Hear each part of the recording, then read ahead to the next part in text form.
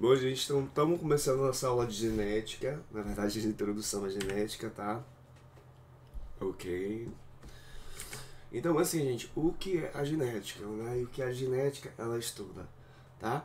Então, assim, gente, a genética, ela estuda a hereditariedade, tá? Bom, professor, mas o que seria hereditariedade? A hereditariedade a gente viu lá no primeiro ano, quando a gente estudou as características dos seres vivos, que é a capacidade que o ser vivo tem de transmitir as suas características para os seus descendentes, tá? Então todo ser vivo ele faz isso, né? Isso é inerente a toda forma de vida do planeta. Então a bactéria, uma planta, uma formiga, uma baleia vai transmitir essas características para os seus descendentes, tá? Então vamos ver aqui rapidinho só alguns exemplos para a gente perceber a similaridade de traços, né, de gerações diferentes. A gente, por exemplo, tem aqui a neta e a avó, tá? A gente tem aqui a filha e a gente tem o pai, tá? A filha, o pai, né, mesmo lance. O filho e a gente também tem o pai, tá certo? Então a gente percebe algumas similaridades, né, de características, né, o compartilhamento de algumas dessas características aí, de alguns traços, tá? Então assim, gente, ó, como é que a gente transmite as nossas características, né? Como é que a hereditariedade ela acontece, né? Como é que isso é possível? Então a hereditariedade ela só é possível graças ao nosso material genético, que é o DNA. Tá? Então quando a gente transmite o nosso DNA, a gente transmite as nossas características, certo? Porque a gente precisa entender que o DNA ele contém informações que determinam as nossas características, tá? Então quando a gente passa do nosso material genético através dos nossos gametas, do nosso espermatozoide, do nosso óvulo, a gente também transmite concomitantemente as parte das nossas características, tá? Lembrando que a espécie humana, né, Homo sapiens, tem 46 moléculas de DNA em todas as células, tá certo? No núcleo, tá? Os gametas eles vão portar apenas metade desse conteúdo genético, vai ter apenas 23 moléculas de DNA. E esse número ele é restituído no momento da fecundação, né? Onde há a fusão, a união entre o espermatozoide e o óvulo, certo? Então assim, gente, como é que o DNA ele condiciona as nossas características, tá? Então, para a gente responder essa pergunta, a gente primeiro precisa entender o que é o DNA, tá? Então assim, babies, ó, o DNA ele faz parte de um grupo de substâncias que a gente já viu no primeiro ano, que é chamado de ácidos nucleicos. Basicamente existem dois tipos de ácidos nucleicos, que é o DNA, o ácido desoxirribonucleico, e o RNA, que é o ácido ribonucleico, certo? Então, gente, os ácidos nucleicos, eles são formados de bloquinhos que a gente chama de nucleotídeos, tá? Então, o nucleotídeo, que vai estar estruturando as moléculas tanto de DNA quanto de RNA, eles vão ser formados pelas seguintes moléculas. A gente tem aí essas substâncias, né? O fosfato, a gente vai ter aqui o fosfato, que vai estar ligado a uma pentose, que é um açúcar de 5 carbonos. E essa pentose ela vai estar ligada a um grupo de substâncias que nós chamamos de bases nitrogenadas. Essa é a constituição química de um nucleotídeo, né? Então, assim, a gente vai perceber que tanto no DNA quanto no RNA, eles são formados por uma cadeia polinucleotídica. A gente tem a união de vários nucleotídeozinhos. Esses nucleotídeos eles vão estar ligados por ligações fosfodiéster, que vão se estabelecer entre o fósforo de um nucleotídeo e o açúcar de outro, tá? Só pra gente ter essa ideiazinha aí básica. A gente viu que constituindo os nucleotídeos a gente vai ter 5 bases nitrogenadas, né, que podem estar entrando na composição aí desses nucleotídeos. Então isso permite a gente ter 5 tipos de nucleotídeos diferentes, a depender da base que entra na constituição, tá? A gente tem as purinas, que tem 2 anéis de carbono, que são adenina e guanina, e a gente tem as pirimidinas, que tem apenas um anel de carbono, tá? Que são citosina, timina e uracila, ok?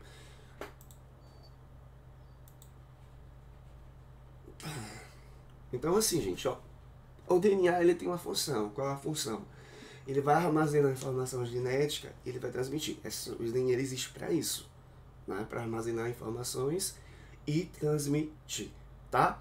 Já quando a gente fala de RNA, porque assim, gente, ó, O RNA, ele é importante, ele não é o nosso material genético, como é de, por exemplo, alguns vírus. Alguns vírus, eles têm o RNA como material genético. Mas o RNA, ele é muito importante, porque nesse processo, né, do DNA a ter a característica, a manifestação de uma característica, a gente tem a participação do RNA, que a gente vai ver isso mais à frente, tá? Então, assim, a gente vai ter vários tipos de RNAs, a depender da função que ele desempenha na célula, tá? Então, por exemplo, a gente tem o RNA mensageiro, tá? A gente tem o RNA transportador, a gente tem o RNA ribossomal, né? Esse RNA ribossomal, ele forma o ribossomo juntamente com as proteínas. E a gente também tem as ribozimas, tá? Que são RNAs, moléculas de RNAs que atuam como enzimas, né? A gente viu que a maioria das enzimas, elas são proteínas, né? São de natureza proteica, mas alguns RNAs, eles também exercem essa função enzimática, que a gente vai entender mais à frente, em quais processos que essas ribozimas elas atuam, tá? No metabolismo celular. Então, assim, gente, ó, a gente precisa entender que tem algumas diferenças entre o DNA e o RNA. A gente vai ter diferenças estruturais e a gente vai ter diferenças químicas também, né? A gente percebe que no RNA a gente tem apenas uma cadeia de nucleotídeo. A gente fala que o RNA é de cadeia simples. Já no DNA a gente tem duas cadeias de nucleotídeos formando a molécula, né? É fita dupla, tá? A gente percebe que as cadeias de DNA eles também têm uma orientação química, a gente percebe, tá? Que essa orientação química, a gente vai entender que isso é importante mais à frente, né? Que ela depende da posição dos carbonos aqui do açúcar, tá? Então, se a gente for nesse balãozinho aqui à esquerda, a gente vai perceber que a gente contando nessa ponta aqui, ó, esse carbono no qual a base nitrogenada está ligada, a gente vai começar a contar como primeiro. Então, eu vou ter carbono 1, 2, 3, 4, 5, né? Então, o carbono que se conecta ao fosfato, ele vai ser o 5. Então, eu percebo que, tipo, nessa fita aqui da esquerda do DNA, o carbono número 3 está em cima, o carbono número 5 está embaixo, né? Já na outra fita eu percebo que tem uma orientação diferente, porque o carbono vai estar em cima, 5 está em cima, enquanto que o carbono 3 está embaixo. Então eu tenho uma fita 3 linha, 5 linha, e a outra fita no sentido 5 linha, 3 linha, tá? Então assim, gente, ó, vamos aqui rapidinho falar um pouquinho mais sobre o DNA, né? Sobre a estrutura do DNA. Como a gente falou que tem duas cadeias, duas fitas, a gente percebe que as duas cadeias, as duas fitas, elas vão se manter unidas por ligações químicas, né? Forças de Van der Waals, pontos de hidrogênios que se estabelecem entre as bases dos nucleotídeos de ambas as fitas, tá? Só que a gente vai perceber que o pareamento, a ligação entre as bases que mantém as duas fitas unidas, é uma coisa muito específica. Por quê? Porque timina, só se liga a adenina e vice-versa, e guanina só se liga a citosina e vice-versa, porque timina só tem afinidade química com a adenina, só consegue estabelecer química com ela. A mesma coisa vale para guanina e citosina. Então, por exemplo, se no lado esquerdo, nessa posição, eu tiver uma timina, do outro lado, né, eu vou ter uma adenina. Se desse lado eu tenho uma adenina, do outro lado eu vou ter uma timina. Se eu tenho uma guanina, do outro lado eu vou ter uma citosina. Se eu tenho uma citosina... Peraí, gente. Então a gente percebe que as fitas do DNA elas são complementares, elas são paralelas, né? Elas são complementares, são paralelas. E a gente percebe também que a quantidade de timina é sempre igual à de adenina. E a de citosina é sempre igual à de guanina, tá? Isso é óbvio. Então, tipo, por exemplo, se eu pegar um pedaço de DNA e fizer a leitura das bases, e eu encontrar, por exemplo, 5 timinas, eu obviamente vou ter 5 adeninas. Se eu encontrar 5 guaninas, eu vou ter 5 citosinas, tá? Isso é muito relativo, ok? Então, assim, gente, ó, a estrutura primária do DNA, a estrutura física do DNA, a gente chama de dupla hélice. A gente percebe que a molécula do DNA parece uma escadinha, né? Só que essa escadinha, ela torce em torno dela mesmo, né? Então, como a gente tem duas cadeias, e essa cadeia gira em torno disso, a gente chama isso de dupla hélice, estrutura tridimensional. A primeira estrutura tridimensional do DNA a gente chama de dupla hélice, que foi desvendada, né, por Watson Crick, também com o auxílio de uma cientista que foi muito importante no processo também, que foi Rosalind Frank. Ai, velho, peraí, que não era pra ter passado. Rosalind Frank, tá, gente? Então, assim, cara, ela tirou uma cristalografia que foi um raio-x da molécula de DNA. E também com base com algumas características físico-químicas, né, o Watson e Crick eles propuseram esse modelo para a gente. E isso foi muito importante, porque através desse modelo a gente consegue explicar basicamente a hereditariedade, né, a expressão da informação genética, e muitas tecnologias da engenharia genética foram desenvolvidas a partir desse modelo aí que o Watson e Crick eles propuseram pra gente, tá? Então assim, gente, ó, a gente também vai ter diferenças químicas, né, entre o DNA e o RNA. A gente vai perceber que os açúcares que formam os nucleotídeos nos dois ácidos nucleicos é diferente, porque o açúcar do DNA é a desoxirribose, não é à toa que ele recebe o nome de ácido desoxirribonucleico, por causa do açúcar, e no RNA a gente tem a ribose, por isso que ele é chamado de ácido ribonucleico, por causa do açúcar. Nas bases, a gente vai ter uma diferençazinha, qual é? No DNA eu tenho timina, tá? No RNA eu não tenho essa base timina, eu tenho uma outra base que é um pouco parecida, que é a uracila, tá? Então, por exemplo, se eu der uma questão e eu colocar uma sequência de bases e pedir para vocês identificarem o tipo de ácido nucleico, para vocês dizerem se é DNA ou RNA. Se tiver timina, já sabe, é DNA. Se tiver uracila, é RNA. Tá? Fácil demais, gatinhos. Ok? Bom, agora que a gente já entendeu o que é o DNA, o que é o RNA, algumas diferenças físico-químicas desses dois ácidos nucleicos, a gente vai entender como é que, de fato, o DNA ele condiciona, ele determina as nossas características, né? Eu falei anteriormente que ele tem informações, né, para isso, para a construção de um ser vivo, né, para a estruturação de um ser vivo, né? Então, assim, gente, ó, o DNA ele vai ter regiões que a gente chama de genes. Algumas partes no DNA, alguns segmentos no DNA, eles contêm informações armazenadas, né? A tal da informação gênica. Então, esses segmentos de DNA que tem essa informação gênica, para a síntese de uma proteína, a gente chama de gene, tá? Então, o conjunto de todos os genes presentes nas 46 moléculas de DNA da gente, nós chamamos de genoma. Então, genoma é o conjunto de genes, tá? De uma espécie, de uma célula, tá? Bom, professor, o que é que proteína tem a ver com as nossas características, tá? O que é que proteína tem a ver com as nossas características? Eu me empolguei aqui na animação, gente, ó. Então, assim, gente, a gente precisa lembrar que, quimicamente falando, né, as proteínas elas vão corresponder a 72%, né, do nosso corpo, das nossas células. Proteína, né? O peso seco da gente, se eu não me engano, é cerca de 44% de proteína, né? Então a gente vai perceber que no nosso corpo, que nas nossas células, o que não é proteína foi produzido por uma proteína. Gente, ó, a gente precisa entender que a proteína é a base da vida, né, dos seres vivos, é a base da vida, da existência das células, porque além de estruturar fisicamente as células do nosso organismo, a gente vai perceber que elas atuam em várias funções, tá? Por exemplo, a gente vai perceber que, por exemplo, se a gente comparasse uma célula a uma cidade, né? Os operários dessa cidade, os cidadãos dessa cidade seriam as proteínas, porque quem faz todo o trabalho celular são as proteínas, né? A gente vai ter proteínas aí compondo estruturas das células, por exemplo, se a gente for para a célula, a gente vai perceber que o citoesqueleto é formado de proteínas, a gente vai ter proteínas nas membranas, né?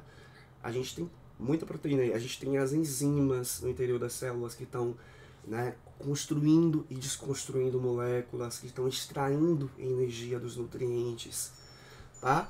A gente tem, por exemplo, a queratina. A gente já viu, a queratina ela forma os cabelos da gente, as unhas, as penas, as escamas, né? Os músculos da gente basicamente são fibras de proteína, de actina, de miosina, né? A gente tem o colágeno, por exemplo. O colágeno é a elastina que dá sustentação e fixação à pele, né? Que forma as cartilagens também do nariz, das orelhas. A gente percebe também que tipo, a gente tem as proteínas também executando outras funções importantes. Por exemplo, a hemoglobina, que transporta oxigênio, né, permite a oxigenação das células da gente, proteína, os anticorpos, né, que marcam os micro-organismos os patógenos, né, para que as células de defesa venham e destruam, né, são proteínas. A gente vai perceber que, por exemplo, que os mensageiros químicos, né, os hormônios, porque a gente precisa lembrar que as células da gente se comunicam, né, e a mensagem que é enviada de uma célula, tá, para outra é um hormônio, que muitos são proteínas, são de natureza proteica, certo? Por exemplo, a insulina, que a gente viu que regula os níveis de açúcar no sangue, é de natureza proteica, é uma proteína, certo? Então, como eu disse para vocês, gente, o que não é proteína foi produzido por uma proteína, né? As enzimas que vão digerir o alimento, vai transformar o alimento em frações absorvíveis, assimiláveis pelas células, né? As enzimas que vão estar produzindo novas substâncias, novas moléculas, que vão estar... tudo que é proteína, gente. As enzimas, proteína. Então, o metabolismo, quem vai estar por trás do nosso metabolismo são as enzimas que são proteínas, tá? Então, assim, cara, não tem vida sem proteína. A proteína é a base da vida, tá certo? A melanina, que a gente viu que dá coloração à pele, aos pelos, ao olho, né, que protege contra a radiação ultravioleta, é proteína. Então, cara, é importante demais, certo? Então, assim, gente, professor, o que proteína tem a ver com as características da gente, certo? Em genética, a gente vai ouvir muito falar de fenótipo, tá? Então a gente vai usar o termo fenótipo para designar as nossas características. Então qualquer característica que pode ser transmitida, a gente chama de fenótipo. Então a cor do olho, a cor da pele, a estatura, se o seu cabelo é liso, se é cacheado, né? Não só características físicas, mas pode ser características fisiológicas, metabólicas, o seu tipo sanguíneo, né? Se você, por exemplo, digere ou não lactose, é um fenótipo. Alguns comportamentos também, se você tende a ser mais agressivo, se você tende a ser mais calmo, tudo isso aí é fenótipo, tá? Ah, professor, mas o que seria genótipo? Genótipo, gente, são genes que você tem, é a sua constituição gênica, tá? Porque embora a gente que faça parte da mesma espécie, a gente tenha os mesmos tipos de genes que determinem as mesmas características, vão ter variações de uma pessoa para outra, tá? Bom, mas vamos voltar aqui, ó. Vou dar alguns exemplos aqui para vocês, né? Para a gente entender melhor como que esse gene produzindo essa proteína vai manifestar uma característica na gente, tá? Então, um exemplo que eu acho bem legalzinho é o vagalume, tá? Então, assim, o vagalume, ele tem uma característica que é bem interessante, né? Ele tem uma característica que é a bioluminescência. Ele é capaz de produzir luz, tá? Então, assim, para ele ter essa característica e esse fenótipo, ele depende de um gene que está no DNA dele, tá? Esse gene ele vai ter as informações que são usadas para produzir uma proteína, que vai ser uma enzima, que é a luciferase, tá? Então, o que é que essa luciferase ela faz, gente? O que é que a luciferase ela vai fazer aí para que a gente tenha essa produção de luz? Essa luciferase ela vai catalisar uma reação química, né? Para que a luciferina, que é uma substância, tá? Ela seja oxidada e nesse processo aí haja a liberação de energia que é liberada na forma de luz, tá? Então, por exemplo, a gente tem aí um gene por trás disso. Ó, outro caso também interessante da gente entender isso aí. No ser humano, por exemplo, a gente tem uma doença genética que é a fenilcetonúria, tá? Que vamos entender aqui uma coisa primeiro, pra gente falar sobre a fenilcetonúria. Ó, a gente, por exemplo, tem um gene, que esse gene, ele tem informações que são usadas pelas células para produzir uma enzima, que é a fenilalanina hidroxilase. Essa enzima, gente, ela é muito importante. Por que essa enzima é muito importante? Porque ela permite a transformação de um aminoácido que a gente chama de fenilalanina em tirosina. Então a gente percebe que automaticamente esse gene está relacionado com um fenótipo, com uma característica. que é a capacidade de metabolizar fenilalanina, né? As pessoas que têm essa doença chamada de fenilcetonúria, o gene, ele sofreu uma alteração, uma mutação. E essa alteração aí faz com que essas pessoas produzam uma enzima defeituosa, que não funciona, né? Então essas pessoas, elas não vão conseguir converter a fenilalanina em tirosina, ela vai metabolizar a fenilalanina, tá? E a fenilalanina, ela vai se acumular no sangue.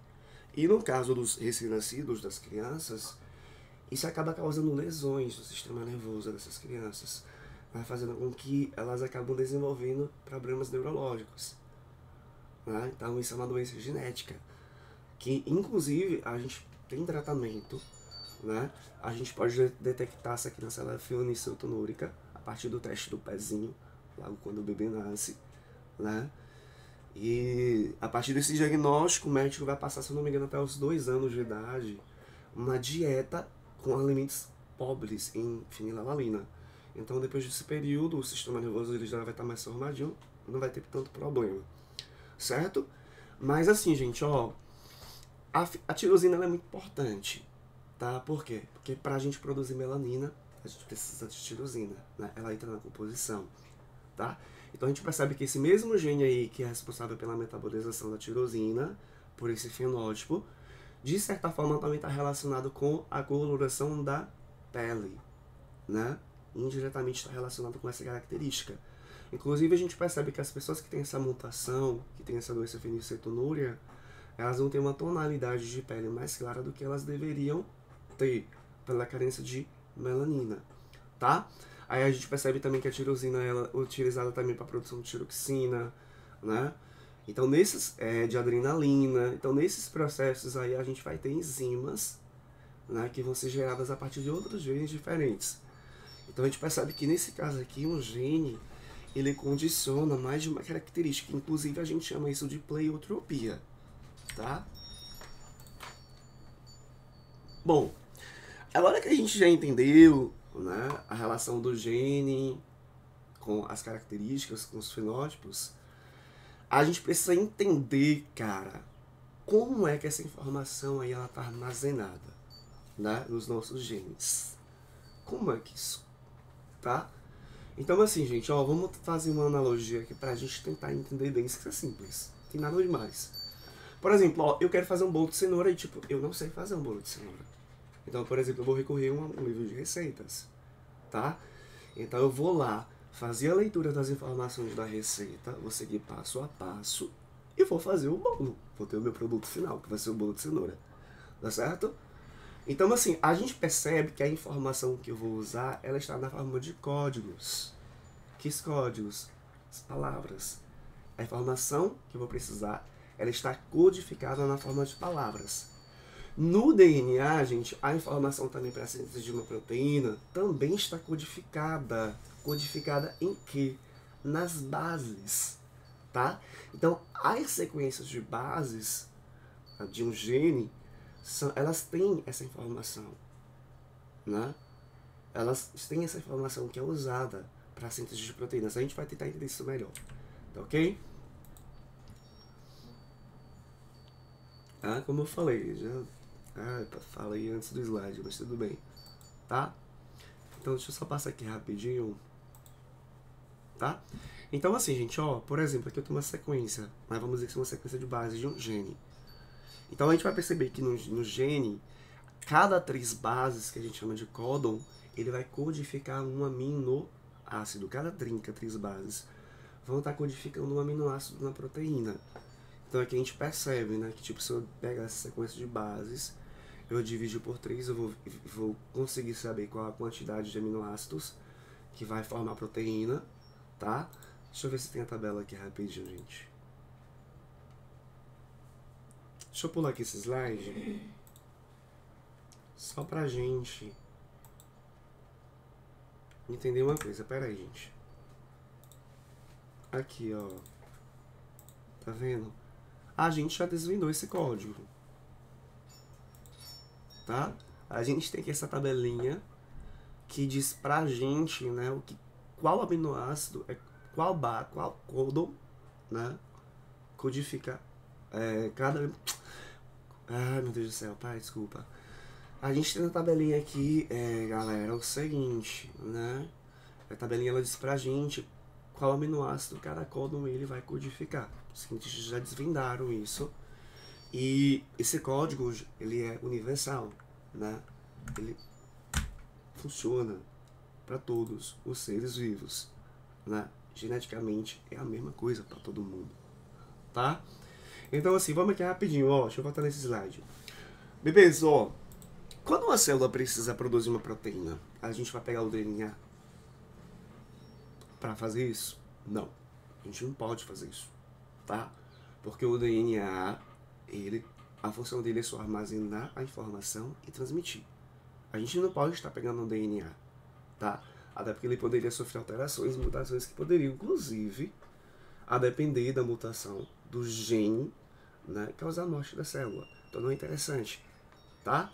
Então quando a célula precisa produzir uma proteína, o que ela vai fazer? Ela vai tirar uma xerox dessa informação, tá? Ela vai produzir uma molécula que nós chamamos de RNA mensageiro, que vai ter a mesma sequência de bases do gene, né? Só que a gente viu que vai ter uma diferença, que no lugar das timinas a gente vai ter as uracilas, no lugar de T a gente vai ter U na sequência de bases, porque é um RNA. RNA não tem timina, tem uracila, tá? Só que não muda a informação em nada, ok? Depois que esse RNA mensageiro ele é produzido, a gente chama esse processo de transcrição. Por quê? Porque a gente está transferindo a informação do gene para uma molécula de RNA mensageiro. Depois que o RNA mensageiro que contém a receita, as informações é produzido, no caso das células da gente, né, que é eucariótica, essa informação ela vai ser lida por uma organela que é o ribossomo. Ela vai ler, ela vai percorrer a molécula de RNA mensageiro, tá? E ela vai traduzir essa informação em aminoácidos, produzindo uma proteína. Então isso é muito foda, velho, tá? Deixa eu pular isso aqui que era pra ter tirado isso do slide. Rapidinho, gente. Deixa eu mostrar um videozinho que vai ficar melhor pra gente ilustrar esse processo aí. The messenger RNA. The messenger RNA. Ó, tá vendo? Tirou a xerox, produziu o RNA mensageiro. Então o RNA mensageiro, nas células a gente vai sair lá do núcleo, tá? E a gente viu que o ribossomo, que é formado por duas subunidades, uma subunidade maior, uma subunidade menor, ela se liga na molécula de RNA mensageiro e vai fazendo a leitura dessas bases. Ó, que babado. The ribosome reads the code in the messenger RNA to produce a chain. Só que assim, nesse processo aí, a gente também vai ter a participação de um outro RNA, que é o RNA transportador. Então assim, o nome, ele já diz, né, qual a função desse RNA. Aqui na pontinha a gente tem um aminoácido, ele traz aminoácidos. Porque, cara, não tem como você produzir proteína sem a matéria-prima, que são os aminoácidos, tá? Então assim, ó, Made up of amino acids. tá vendo? There are 20 different types of amino acid. Transfer RNA molecules carry the amino acids to the ribosome. Ó, percebam que na base aqui do RNA transportador a gente também tem 3 bases, tá vendo? Ó, cada 3 bases lá do RNA a gente chama de códon. Então as 3 bases aqui, ó, do transportador a gente chama de anticódon, porque ele vai se ligar, esse anticódon, essas 3 bases, pareia, se liga com 3 bases do RNA mensageiro, tá? So, the messenger RNA is read through. Ó, tá, porque deixa eu rapidinho Three mensurar. Tá vendo, gente, ó? Ah, professor, qualquer transportador ele consegue parear que se encaixa? Não, gente, isso também é uma coisa muito específica. Porque, por exemplo, esse códon aqui, ó, que vai codificar um aminoácido, eu tenho CAC, tá? Então, assim, o transportador, para ele conseguir se encaixar, ele tem que ter as bases complementares. Citosina se liga a guanina.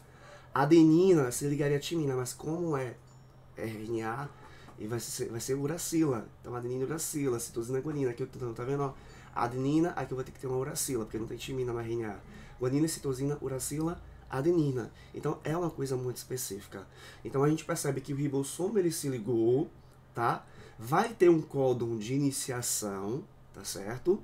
Onde o primeiro transportador vai se encaixar. This at a time. Ó, e a gente percebe que o ribossomo, ele vai deslizando sobre a molécula de RNA, orientando o encaixe né, de forma linear, de forma seriada dos transportadores, porque se esses transportadores eles fossem se ligar aleatoriamente, nunca ia ter a formação de uma proteína, né? Inclusive a gente percebe que, por exemplo, achei interessante a gente falar que, tipo, dos mecanismos que os antibióticos têm para matar as bactérias é justamente impedir a ligação dos ribossomos do RNA mensageiro. Então, a bactéria não produz algumas enzimas que são importantes e acaba culminando na morte da bactéria, tá? Do micro-organismo. A transfer RNA Tá vendo? Vai deslizando, tá vendo? Os transportadores vão se encaixando e o ribossomo ele vai realizando as ligações peptídicas entre os the aminoácidos. corresponding Ó. amino acid. Que delícia, gente. Isso tá acontecendo toda This is hora. added to a growing chain of amino acids. Tá? Então a gente Once pode the last ter amino vários acid has been added, the ribossomos chain lendo ao folds mesmo into a tempo. complex 3D shape to form the Vários protein. ribossomos lendo ao mesmo tempo. Deixa eu passar por essa To the imagem. messenger RNA. É pra passar, velho. Tá, gente? Só pra gente ter essa ideia, cara. É incrível isso, velho. Isso aqui a gente já falou. Ok? Então, assim, bebezões, ó. Uma coisa que é importante a gente falar sobre mutações. Tá? Mutações e doenças genéticas. Ó. Se uma base desse gene for alterado, cara, aí pode dar merda. Tá certo? Por quê? Porque a gente viu que o papel biológico de uma proteína depende muito da forma que ela adota no final, depois que ela é produzida. A gente viu que a proteína ela se novela e adquire o formato que ela precisa para trabalhar, né? Então, por exemplo, no caso, a gente viu isso no primeiro ano já, no caso da anemia falciforme, que é uma doença genética, né? É uma anemia hereditária. Hereditária, a gente viu que a anemia é uma doença que o corpo ele tem uma dificuldade de produzir energia, né? Então, assim, o que acontece na anemia falciforme, gente? Ó, por causa de uma base, tá? Por causa da alteração de uma base, na hora que a hemoglobina ela é produzida, em vez de a gente colocar um glutamato, é substituída por uma valina, tá? A gente precisa lembrar que a forma final da proteína, a estrutura tridimensional dela, depende da sequência de aminoácidos. Se você altera um aminoácido na composição da proteína durante sua síntese, a proteína vai sair com um formato diferente. Então, no caso da anemia falciforme, a hemoglobina ela sai com um formato diferente. Essa hemoglobina diferente, elas se ligam formando feixes de hemoglobina que estiram a célula, deixando a célula hemácia na forma de foice, né? Por elas ficarem ligadas, não tem como a hemoglobina se ligar ao oxigênio para transportar, né? Isso aqui causa obstrução, né, de alguns vasos sanguíneos de pequeno calibre, essas hemácias assim. Né? Então isso não tem cura, né? Isso é genético, hereditário, tá, gente? Só que assim, gente, tem um porém, vamos entender uma coisa aqui, ó. Toda mutação ela vai causar isso? Sinceramente não, tá? Por exemplo, ó, se a mutação lá, por exemplo, eu tiver um códon aqui de 3 uracilas, que codifica fenilalanina, tá? Se houver uma alteração, por exemplo, que em vez de ter 3, tiver o U e o U, e gerar o e se tiver uma substituição de uma uracila para uma citosina nesse primeiro quadrinho aqui, não vai ter problema. Por quê? Porque ainda está codificando o mesmo aminoácido. Agora, por exemplo, se eu houver uma alteração, por exemplo, de UUC para UUA, aí dá merda. Por que dá merda? Porque eu não vou codificar mais o mesmo aminoácido, eu não vou codificar mais fenilalanina, eu vou codificar a leucina. Se você muda um aminoácido, a proteína ela perde o papel biológico dela. E a ausência dessa proteína, né, de uma enzima principalmente, vai causar doenças, né? Então as doenças genéticas, elas são justamente frutos da ausência de uma enzima funcional, né? Quando a gente for ver mais à frente, a gente vai, por exemplo, estudar sobre a distrofia muscular, né? Você não produz uma proteína, que é a distrofina, e por causa de uma alteração no gene, né, que produz a distrofina, e as células musculares acabam morrendo, você acaba tendo essa definhando, o tecido muscular vai morrendo, e você vai perdendo o movimento, né, e a depender da distrofia você pode até morrer, porque, né, os músculos respiratórios que a gente precisa para ventilar o pulmão também pode definhar, né? Mas voltando aqui, gente, ó. Cara. Voltando aqui, tá? Professor, os genes sozinhos, eles determinam as nossas características? Não, tá, gente? A informação, a gente viu que o genoma, ele contém a receita para a construção de um ser vivo. Toda a informação necessária para todas as nossas características estão nos nossos genes, né? Inclusive, vamos reformular aqui a resposta. Por que os filhos parecem com os pais? Porque a gente transmite os genes, né?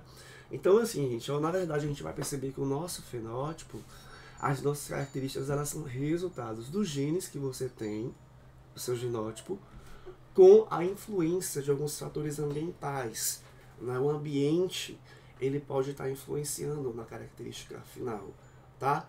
Por exemplo, vou dar um exemplo bem simplesinho aqui, uma planta, né? Vamos dizer, por exemplo, que o genótipo de uma planta diz que a folha tem que ser verde, tá? Só que assim, né, para ser verde, eu preciso aí de uma enzima para produzir clorofila, tá?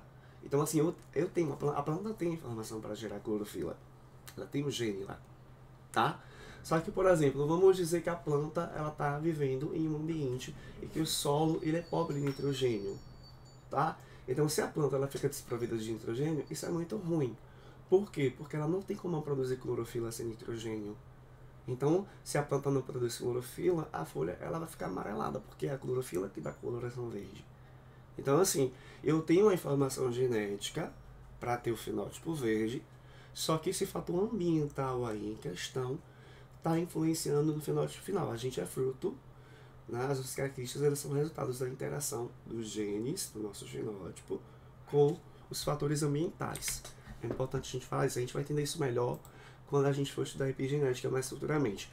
Ó, uma coisa que é importante, gente, ó, a gente viu que a transferência da informação para o RNA mensageiro a gente chama de transcrição, tá? A produção propriamente dita da proteína a gente chama de tradução. Por quê? Por quê? Porque o ribossomo ele vai fazer a leitura das bases e vai traduzir em aminoácidos. Simples, tá? Só que assim, gente, ó, os genes das bactérias, dos procariotos, é um pouco diferente dos eucariotos, né, que é a maioria dos seres vivos, tá? Por quê? Porque nos procariotos a gente vai perceber que geralmente um gene ele codifica uma proteína, tá? Nos eucariotos, isso aqui tá errado, meu Deus. Essa imagem é de eucarioto. Tá errado isso aqui, meu Deus. Mas enfim, gente, ó, ignora essa imagem. Mas enfim, gente, ó, vamos aqui pra imagem do eucarioto pra gente entender isso aí, ó. Vamos entender, gente, ó. O gene da gente, os genes da gente, ele é um pouco diferente. Por quê? Porque ele vai ter regiões que nós chamamos de exons, que codificam aminoácidos, e regiões que não codificam, não vai ter RNA transportador para encaixar para trazer aminoácido, tá? Essas regiões inativas que não servem para bulufas, a gente chama de introns, tá? Não serve entre aspas, tá? Porque isso é uma coisa importante, tá? Então o que é que acontece? Quando a célula precisa produzir a proteína, a RNA polimerase, que é a enzima que vai transcrever essa informação genética, tá? Ela vai transcrever tanto os exons, que são as partes codificantes, quanto as partes não codificantes, tá? Só que assim, gente, depois que a gente produz o RNA primário, a célula ela precisa eliminar essas porções inativas e juntar essas porções ativas, tá? Então, assim, a depender, por exemplo, da combinação que a gente faça desses exons, a gente pode gerar em receitas diferentes que vão combinar em proteínas diferentes. Por exemplo, se eu juntar os exons 1, 2, 3, 4, 5, a gente vai ter a receita para a produção da proteína A, tá? Se eu tiver, por exemplo, juntar o exon 1, 2, 4, 5, eu tenho uma receita para a proteína B. Se eu juntar os exons 1, 2, 3 e 5, eu vou ter a receita para a proteína C. Então, a gente percebe que graças a esse processo que a gente chama de splice alternativo, né, porque a gente elimina, recorta essas porções inativas e liga as partes ativas aleatoriamente, a gente pode estar aí, né, permitindo com que haja um único gene ele seja capaz de codificar mais de uma proteína. Então, assim, gente, ó, por exemplo, vamos entender isso melhor, tá? É tipo como se, por exemplo, uma receita de bolo. A gente tem uma receita de bolo lá, e no meio dessa receita de bolo a gente tem palavras ou frases aleatórias que não tem nada a ver com a receita. Então são os intros, tá? A gente precisa estar eliminando isso para a receita ela ficar contínua, ok? Então, é uma coisa importante da gente estar falando. Ó, voltando aqui, deixa eu voltar aqui rapidinho, que eu acabei pulando uma coisa, gente. Mas, ó, o processo de transcrição, onde a gente produz o RNA mensageiro, tá, gente?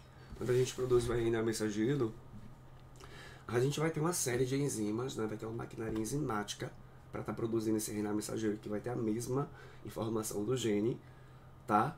Então, assim, a gente vai lá, né? As enzimas vão desenrolar o DNA, vão romper as ligações para separar as duas cadeias, tá? E o que é que vai rolar aqui, gente? A gente percebe que as polimerases, elas só conseguem sintetizar uma cadeia de DNA no sentido 5' 3', né? Então, por exemplo, eu quero essa sequência aqui de baixo, ó.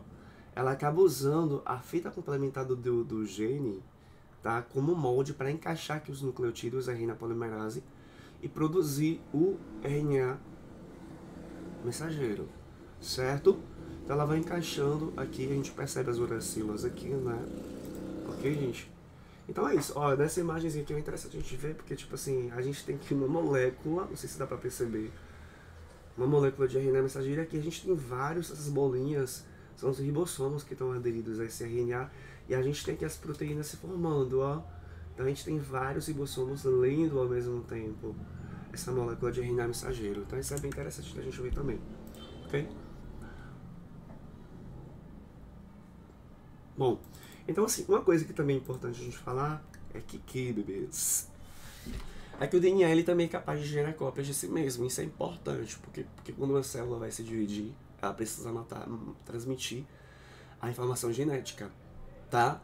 Então, ela vai replicar o DNA, né, para poder dividir para as células filhas, né? Porque as células filhas também precisam da informação genética.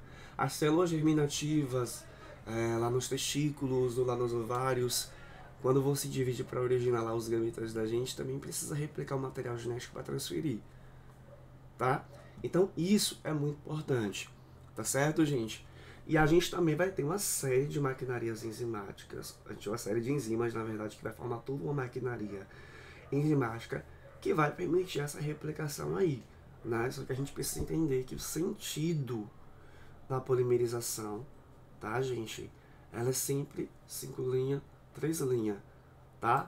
E assim, bebês, ó, a gente vai perceber que, ó, quando a maquinaria enzimática ela chega lá no DNA para replicar, para gerar cópias, né, onde a gente vai ter a separação das duas cadeias, cada cadeia vai virar uma nova molécula de DNA, né? Inclusive a gente fala que a replicação do DNA é semi-conservativa por isso, porque cada nova molécula de DNA é formada de uma fita velha, a fita parental da molécula original, e uma fita nova, certo? Então assim, gente, ó, essa cadeia aqui, a gente percebe aqui, ó, que essas duas, eu queria uma imagem melhor, tá vendo, ó?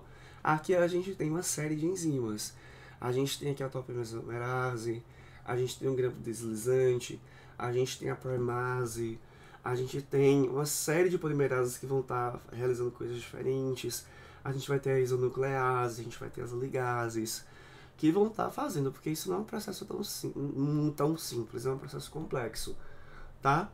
Só que de fato quem vai realmente polimerizar, a gente percebe, né? Eu vou separar as duas fitas, e cada fita vai atuar como molde para DNA polimerase produzir uma fita complementar para no final a gente ter duas moléculas novas de DNA, certo? Então só pra gente ter essa ideia, não vou me aprofundar muito nisso aqui não, gente, essa parte das enzimas, eu acho que isso não é tão importante, ok? Então assim, gente, ó, a imagem não ficou muito boa não, mas aqui nessa imagem a gente tem, por exemplo, o DNA de uma bactéria, a célula, ela rompeu, o material genético extravasou aqui de um vírus também, de um bacteriófago, né? Só pra gente ter essa ideia, cara, uma molécula de DNA da gente, se a gente tirar, ela chega a quase 1 metro de comprimento, né? A gente tem 46. Então esse DNA ele tem que ficar bem enrolado, bem empacotado dentro do núcleo, né? As proteínas, a gente chama de histonas, vão estar aí empacotando esse DNA, a gente chama esse DNA lá empacotadinho, enroladinho, né? De cromatina, tá? Quando a célula ela vai se dividir, o DNA ele dá origem ao cromossomo. O cromossomo e DNA é a mesma coisa. A gente percebe que a gente tem uma molécula aqui circular de DNA da bactéria, né? As moléculas de DNA da gente são lineares, a bactéria é circular, tá? Então, tipo, quando a bactéria ela vai se dividir, né? A gente percebe que essas estonas, elas começam a pegar esse DNA e a enrolar, né? A empacotar, de tal forma que o DNA ele adota essa conformação tridimensional, que é o cromossomo, tá, gente? Isso só vai existir em células que se dividem, células que são diferenciadas, que geralmente não se dividem, a gente nunca vai ver cromossomo, tá? A gente nunca vai ver cromossomo, ok? Então assim, gente, ó, o cromossomo a gente já viu que o conjunto de cromossomos é o cariótipo, o conjunto de genes é genoma, tá? A gente tem aqui um ideograma, onde a gente tem, como a gente tem 46 moléculas de DNA, a gente vai gerar 46 cromossomos, 23 pares, sendo que de cada par, um é do pai e o outro é da mãe, tá? Os cromossomos que são iguais, né, que compartilham os mesmos genes, que determinam as mesmas características, a gente chama de cromossomos homólogos, tá? Já os cromossomos que são diferentes, que não compartilham os mesmos genes, a gente chama de heterólogos, tá? Deixa eu pular aqui só pra gente visualizar isso melhor. Tem uma imagem melhorzinha pra gente ver aqui. Tá vendo? Então assim, gente, ó, a gente tem aqui nos cromossomos o seguinte, a gente já viu isso no primeiro ano, tá? A gente tem um par de cromossomos, que a gente chama de cromossomos sexuais, que determinam o sexo. Os outros 22 pares que não determinam o sexo a gente chama de autossômicos, tá? Então assim, a gente vai ver que, por exemplo, algumas características elas são determinadas por um único gene. Então quando essa característica, essa herança genética é determinada por um único gene, a gente fala que isso é uma herança monogênica, tá? É uma herança monogênica. Então se essa herança, essa característica, ela é determinada por genes que estão nos autossômicos, a gente fala que é uma herança autossômica, tá? Se essa característica ela for uma herança determinada por genes que estão nos cromossomos sexuais, a gente fala que essa é uma herança ligada ao sexo, tá?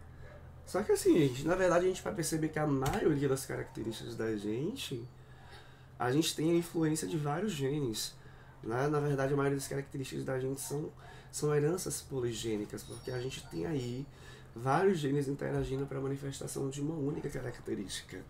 Né? Na pleiotropia a gente viu que um gene ele condiciona mais de uma característica, tá? Só pra gente ter essa ideiazinha babado. Aí, bom, pra finalizar, a gente vai só fazer uma atividade aqui, tem lá no roteiro de estudo, tá, bebês? Então, ó, a gente tem uma sequência de bases aqui, ok? De um gene. E a gente percebe que é 3 linhas, 5 linhas. A gente vai produzir uma fita complementar, que é o que a gente precisa. Né? Lembrando que a RNA polimerase, as polimerases, elas só sintetizam no sentido 5 linhas, 3 linhas, então eu vou usar sempre a cadeia 3 linhas, 5 linhas como molde para produzir o RNA mensageiro, tá? Então eu vou determinar a sequência de bases do RNA mensageiro e a gente vai determinar a sequência de bases ou de aminoácidos, né? Depois da tradução, ok? Então vamos rapidinho, isso é muito fácil, ok? Então a gente precisa lembrar que T, C se liga a G e vice-versa, e T se liga A e vice-versa.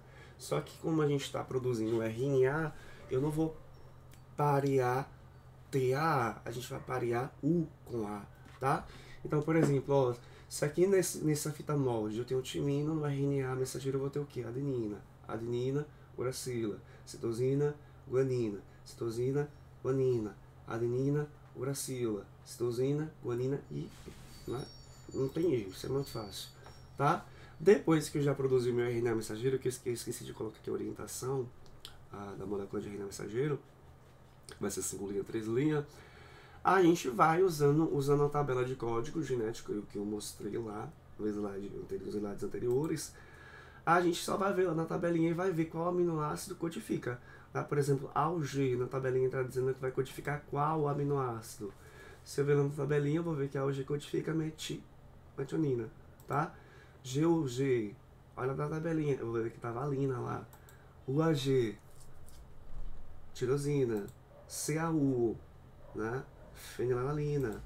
AU, quando AU vai codificar isobeucina, tá?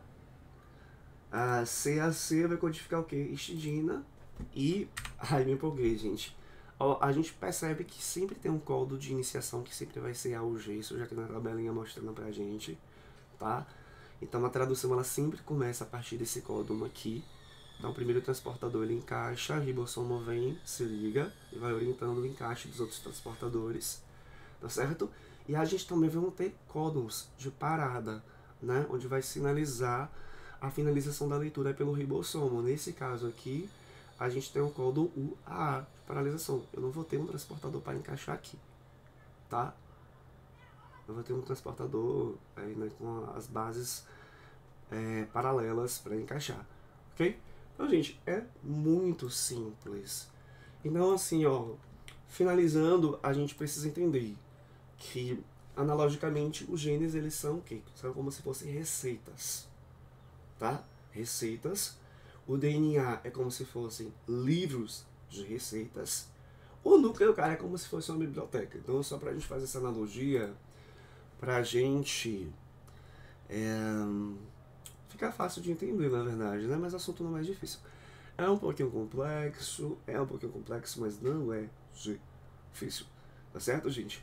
Então, assim, lembrem porque que o DNA é semiconservativo, porque não tem isso no roteiro de estudo, vai cair na prova. Tá certo, gente? Outra coisa que é importante falar que eu esqueci de dizer, gente, é que como de cada DNA a gente vai ter duas moléculas, um do pai e um da mãe, de cada genes a gente vai ter dois. E esses genes, ó, que determinam a mesma característica, a gente chama de alelos. Então, alelos são genes que determinam a mesma característica, que condicionam a mesma característica, certo? Ok? E o local no cromossomo aonde o gene está, a gente chama de locus gênico. Aqui nessa imagem mesmo a gente pode perceber que... a gente percebe que, por exemplo, nesses cromossomos aqui desse ideograma, a gente tem uns tracinhos pretos. A gente consegue corar os genes usando alguns corantes específicos. E a gente consegue ver a localização. Então, cada tracinho desse, cada banda dessa aqui, corresponde a um gene, tá? Então, babies, é isso. E finalizamos por aqui, gente. Então, lembrem de estudar, porque a prova vale 10, ok? E é isso.